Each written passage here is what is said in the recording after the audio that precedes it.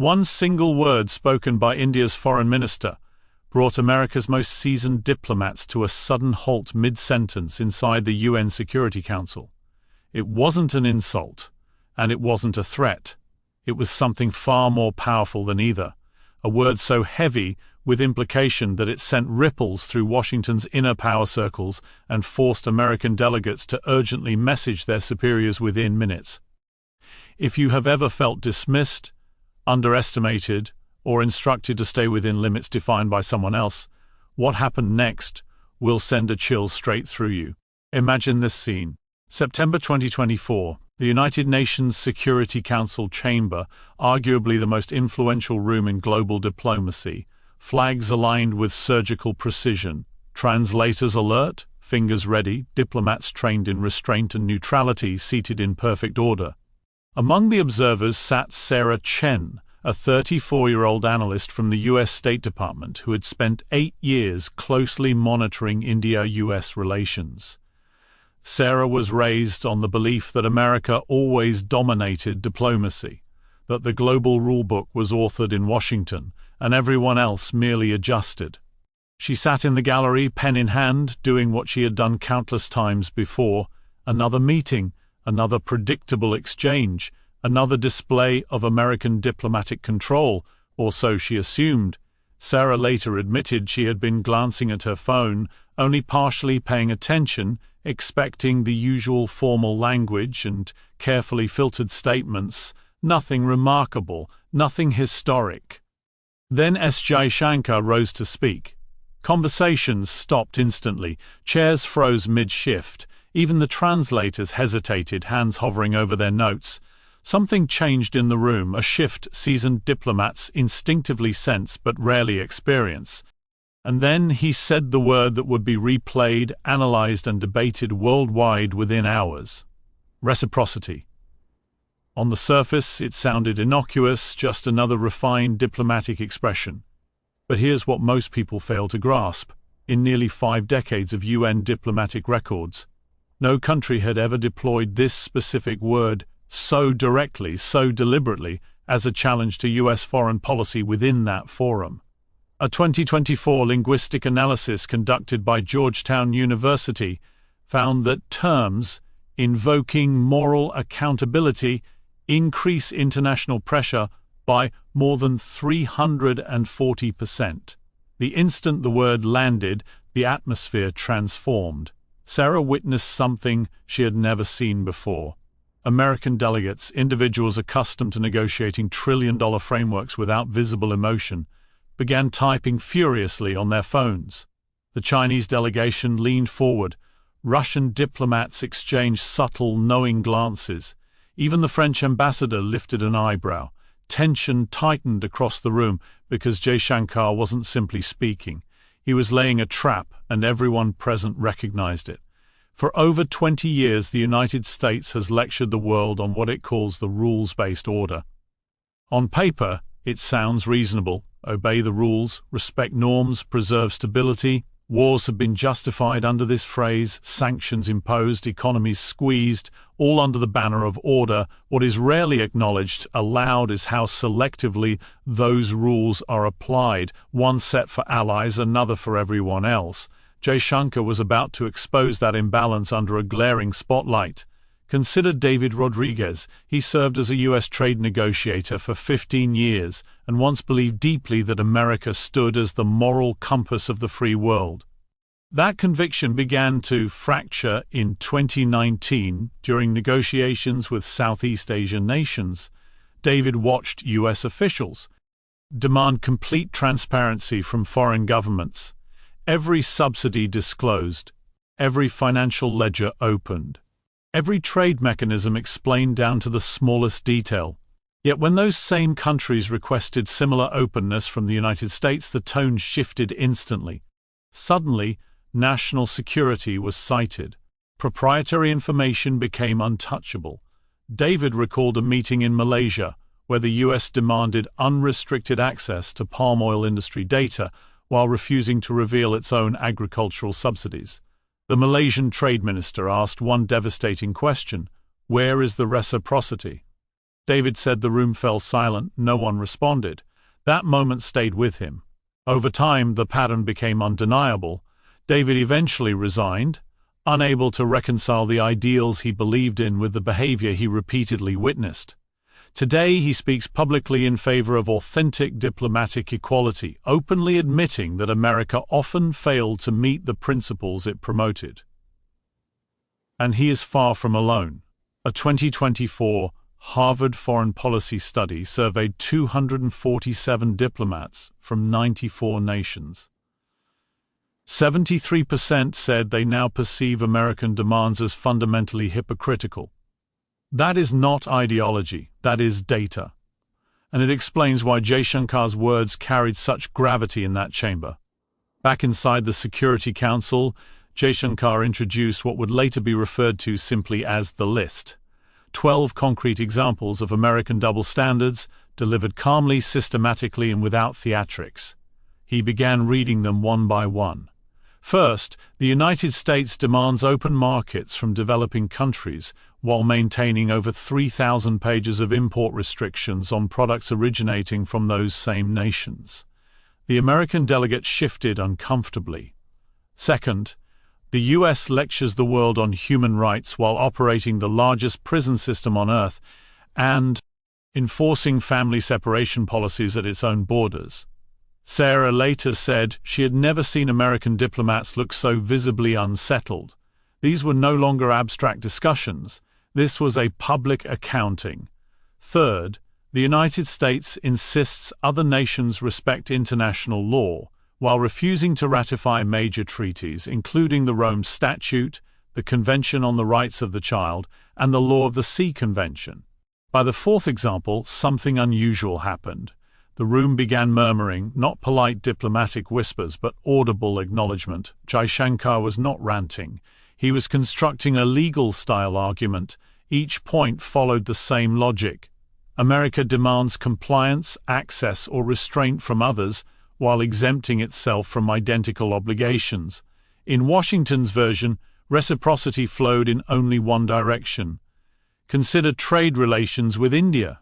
For decades, the U.S. has pressured India to open its markets wider to American corporations. Lower tariffs, reduced barriers, easier access. This is framed as free trade that benefits everyone. But when India asks for equitable access for its professionals, engineers, doctors, and researchers, the tone changes instantly. Suddenly there are visa caps, security screenings, opaque rejections. Meet Priya Sharma, a 28-year-old AI engineer holding a PhD from MIT. Her machine learning research was so influential it appeared in patents filed by Google and Microsoft. She received offers from Apple, Meta, Tesla, and others. Yet she was denied a U.S. work visa 3 times. Not because of credentials, not because of background concerns. She had lived in Boston for 6 years while studying. The obstacles were invisible and unexplained. Priya said it felt like running into walls she couldn't see. Today, she works for a European firm developing AI systems that will directly compete with American tech giants. A loss for the United States, a gain for others. She is only one among thousands. Every year, highly skilled professionals are turned away, while America simultaneously claims a shortage of STEM talent. Markets are welcomed, people are not. That is not reciprocity. That is extraction, Jaishankar continued. Fifth, the U.S. expects strict compliance with sanctions regimes while carving out exemptions for itself whenever convenient. Sixth, America demands nuclear restraint while maintaining the world's largest nuclear arsenal and refusing to commit to no first-use policies. By this point, the American delegation was no longer just uneasy. They were visibly irritated. Ambassador Patricia Williams, the lead U.S. representative, began flipping through documents, clearly preparing a rebuttal. Then came the moment that stunned the chamber. She attempted to interrupt Jaishankar mid-speech. Under UN protocol, interrupting a sitting foreign minister during allocated time is a serious violation of diplomatic norms. It simply does not happen. Yet Williams stood and invoked a point of order, accusing the Indian representative of making unsupported claims. Silence fell instantly. Jaishankar turned toward her, composed and steady. He did not raise his voice. He did not bristle. He simply stated that he welcomed the American representative to refute any point with evidence. The challenge hung in the air. Williams sat down. There was nothing to refute. Facts do not bend under pressure. Sarah later reflected that in 8 years of covering international diplomacy, she had never witnessed anything like it. Usually, when America speaks, the room listens and moves on. That day, the room listened to someone else. This time, it was not another country sitting quietly and listening. This time, we were the ones being addressed directly, and for once, there was no rehearsed counter, no clever diplomat. I see reply waiting patiently in anyone's notes. What followed in the room was something that very few people present had ever experienced in their professional lives. Instead of the familiar stillness that usually fills such halls, instead of neutral expressions and restrained reactions, other nations began to show visible and unmistakable support for India's position. It was subtle at first, but impossible to miss. The Brazilian representative nodded in agreement without even attempting to conceal it. The South African delegate leaned forward in his seat, no longer pretending detachment, carefully writing page after page of notes. The Nigerian ambassador, usually composed to the point of unreadable, allowed himself a clear smile. These were not accidents. These were signals. CNN's real-time sentiment analysis told a similar story. During the course of the address, global support for India's stance surged by an astonishing 89%. Online, the hashtag reciprocity began trending simultaneously in 34 different countries. Meanwhile, Jaishankar truth climbed rapidly and reached the #1 global trend, something that had not happened in decades. For the first time in a very long while, the United States was not controlling the narrative. It was responding to it. It was reacting rather than leading. And yet Jaishankar was far from finished. He had very clearly saved his sharpest and most uncomfortable points for the closing stretch. He moved deliberately into what he called his 7th example. The United States, he noted, routinely demands transparency in the defense budgets of other nations while classifying enormous portions of its own military spending, shielding them from scrutiny. The 8th example followed seamlessly. America, he said, insists that nations respect sovereignty while simultaneously maintaining military bases in more than 80 countries, many of them operating without truly reciprocal or equal arrangements. At this point, even long-standing American allies appeared visibly unsettled. The British representative stared down at his folded hands, avoiding eye contact. The Canadian delegate filled page after page with hurried notes, rarely looking up. Then came the 9th example. The United States frequently urges other countries to comply with World Trade Organization rulings, yet delays, appeals, or outright ignores WTO decisions when those rulings go against American policies. This example struck particularly hard because of its precision. In 2019, the WTO ruled against U.S. steel tariffs.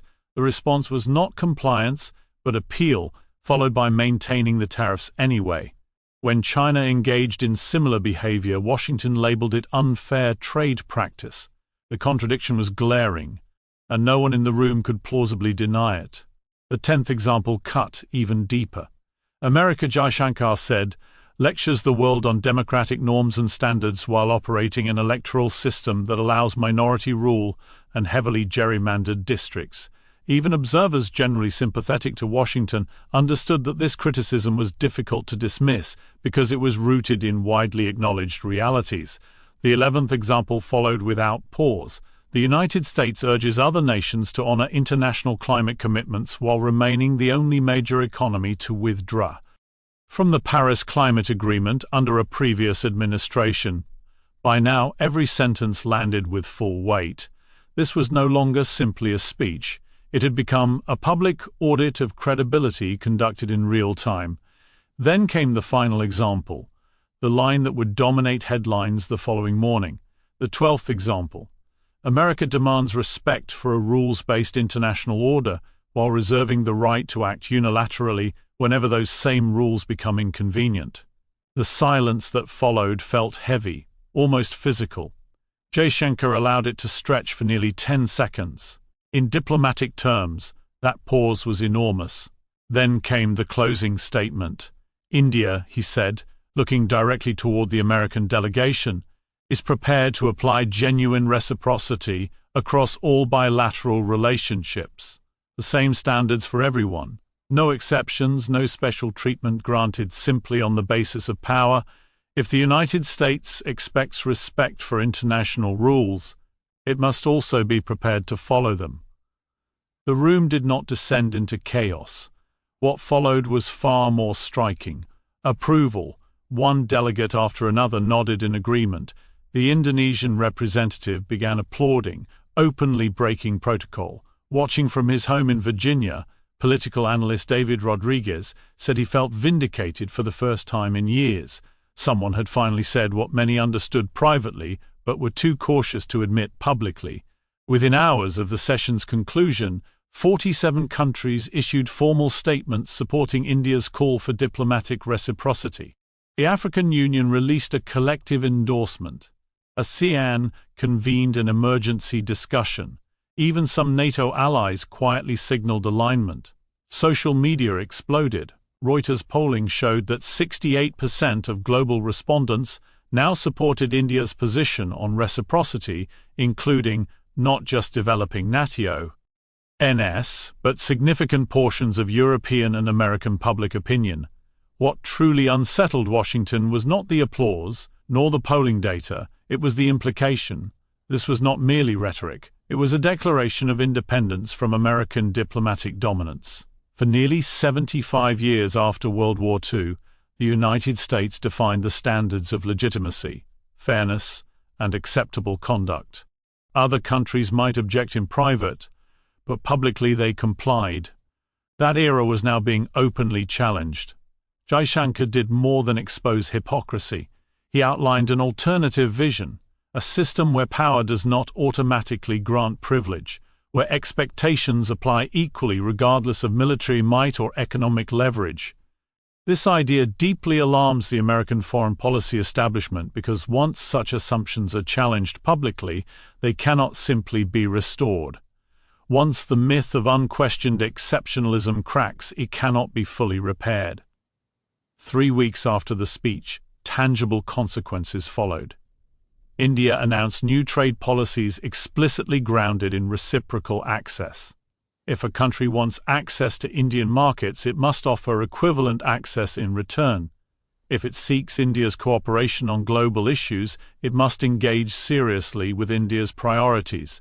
On paper, the concept appears simple. In practice, it is revolutionary because it treats India as an equal rather than a subordinate partner expected to tolerate imbalance. Other nations noticed. Brazil signaled similar shifts. South Africa began internal discussions around reciprocal frameworks.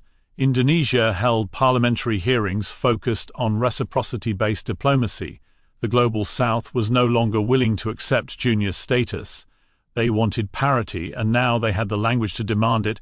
This transformation is not abstract. It affects real people, like Priya Sharma, the AI engineer mentioned earlier. 6 months after being denied U.S. work visas, Priya received offers from firms in Germany, Canada, Singapore, and the Netherlands, all countries whose immigration systems are more firmly rooted in reciprocity. She chose Berlin, where she now works on quantum computing applications.